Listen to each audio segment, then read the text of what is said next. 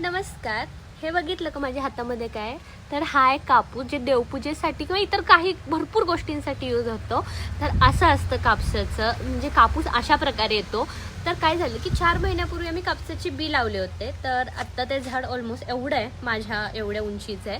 तर त्यातून पहिलं होतं असं की त्याला फुलं येतात, त्यानंतर फुलातून एक फळ येतं आणि फळ ज्यावेळी ते पिकतं, पिकून ते वाळतं, त्यानंतर असा कापूस बाहेर पडतो. तर चला मी दाखवते झाड कापसाचं, त्याला कापूस कशा प्रकारे येतो ते. हे आहे आमचं कापसाचं झाड. तर अशा प्रकारे कापसाची फुलं असतात.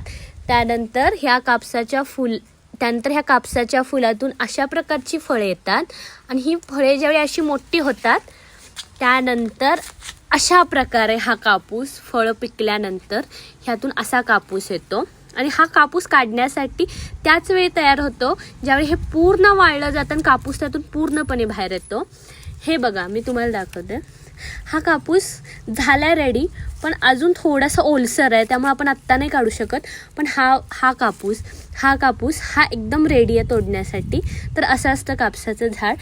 बिया आणि ह्यामध्ये आत बिया असतात. तर ह्यामधल्या बिया काढल्या जातात आणि मग कापूस पिंजला जातो आणि मग ह्याचा यूज केला जातो. आणि अशा प्रकारच्या बिया असतात आणि ह्या काढल्या जातात. ह्याच बिया आपण लावून परत झाडसुद्धा येऊ शकतं.